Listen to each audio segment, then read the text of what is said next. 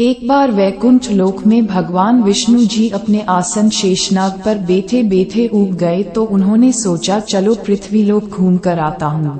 वैसे भी कई साल बीत गए थे धरती पर गए, इसलिए वो फटाफट अपनी यात्रा की तैयारी करने लगे। विष्णु जी को तैयार होता देख को लक्ष्मी जी उनसे पूछा, आज सुबह सुबह कहाँ जाने की तैयारी हो रही है स्वामी? विष्णु जी ने कहा, हे प्रिय, मैं पृथ्वी लोक पर घूमने जा रहा हूँ। तो कुछ सोचकर लक्ष्मी ने कहा, हे भगवान, क्या मैं भी आपके साथ चल पृथ्वी लोक आ सकती हूँ?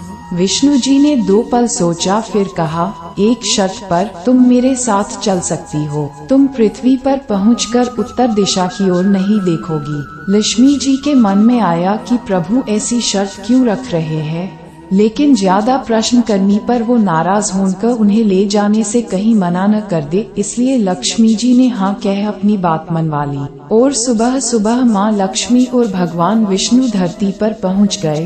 तब सूर्योदय हो रहा था। रात बरसात होकर हटी थी, चारों ओर हरियाली ही हरियाली थी। उस समय चारों ओर बहुत शांति थी और धरती बहुत ही सुंदर दिख रही थी। सफर के दौरान माँ लक्ष्मी मंत्रमुग्ध होकर धरती को देख रही थी और इन सब में वो भूल गई कि पति को क्या वचन देकर आई है। लक्ष्मी जी चारों ओर देखते देखते कब उत्तर दिशा की ओर देखने लगी, पता ही नहीं चला। उत्तर दिशा में माँ लक्ष्मी को एक बहुत ही सुंदर बगीचा नजर आया और उस तरफ से भीनी भीनी खुशबू आ रही थी और बहुत ही सुंदर सुंदर फूल खिले थे। वहाँ एक फूलों का खेत था। माँ लक्ष्मी बिना सोचे समझे उस खेत में चली गई और एक सुंदर सा फूल तोड़ लाए। लेकिन ये क्या, जब माँ लक्ष्मी भगवान विष्णु के पास वापस आई तो भगवान विष्णु की आंखों में आंसू थे। भगवान विष्णु ने माँ लक्ष्मी से कहा, कभी भी किसी से बिना पूछे उसका कुछ भी नहीं लेना चाहिए और किसी को दिया वचन भी नहीं तोड़ना चाहिए। माँ लक्ष्मी को अपनी भूल का पता चला तो उन्होंने भगवान विष्णु से इस भूल की माफी मांगी। भगवान विष्णु ने कहा, मना कि तुम मेरी प्रिय, जो फिर भी जो तुमने भूल की है उसकी सजा तो तुम्हें जरूर मिलेगी। जिस माली के खेत से तुमने बिना पूछे फूल तोड़ा है, जो कि एक प्रकार की चोरी ही है, इसलिए अब तुम 3 साल तक माली के घर नौकर बनकर रहो। उसके बाद मैं तुम्हें बैकुंठ में वापस बुलाऊंगा। माँ लक्ष्मी ने चुपचाप सर झुकाकर हाँ कर दी। मैं आप भी सोच रहे होंगे आजकल की लक्ष्मी थोड़े थी। उस दिन से माँ लक्ष्मी एक गरीब औरत का रूप धारण करके उस खेत के मालिक के घर गई।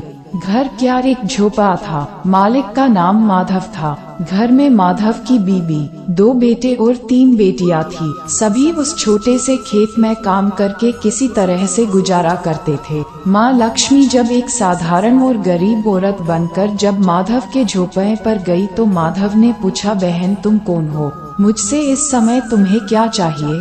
तब माँ लक्ष्मी ने कहा, मैं एक गरीब औरत हूँ, मेरी देखभाल करने वाला कोई नहीं, मैंने कई दिनों से खाना भी नहीं खाया, मुझे कोई भी काम दे दो, इसके बदले मैं तुम्हारे घर का काम भी कर दिया करूँगी, बस मुझे अपने घर में एक कोने में आसरा दे देना।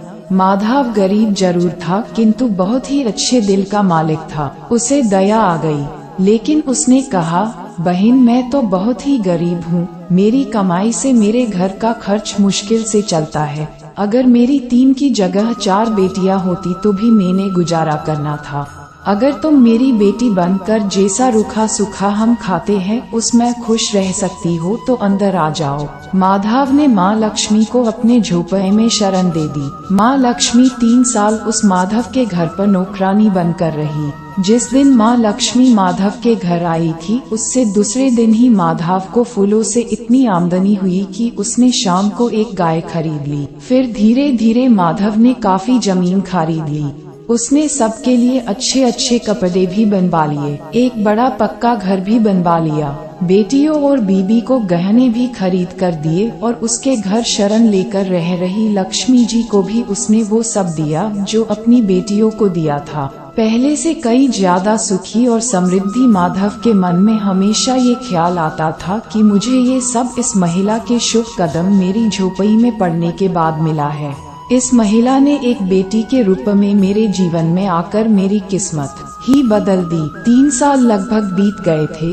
लेकिन माँ लक्ष्मी अब भी घर में और खेत में काम करती थी। एक दिन माधव जब अपने खेतों से काम खत्म करके घर आया तो उसने अपने घर के सामने के द्वार पर एक देवी स्वरूप गहनों से लदी एक औरत को देखा। ध्यान से देखकर पहचान गया, अरे ये तो मेरी मुहम बोली चौथी बेटी यानी वही औरत है। वो पहचान गया कि यह तो माँ लक्ष्मी है।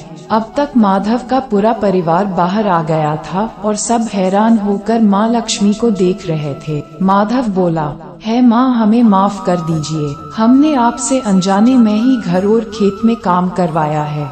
माँ, ये कैसा अपराध हो गया है माँ, हम सबको माफ कर दो। माँ लक्ष्मी मुस्कुराई और बोली, है माधव, तुम बहुत ही अच्छे और दयालु व्यक्ति हो। तुमने मुझे अपनी बेटी की तरह से रखा, अपने परिवार के सदस्य की तरह से मान दिया। इसके बदले मैं तुम्हें वरदान देती हूँ कि तुम्हारे पास कभी भी खुशियों की और धन की कमी नहीं होगी। तुम्हें वो सारे सुख मिलेंगे जिसके तुम हकदार हो।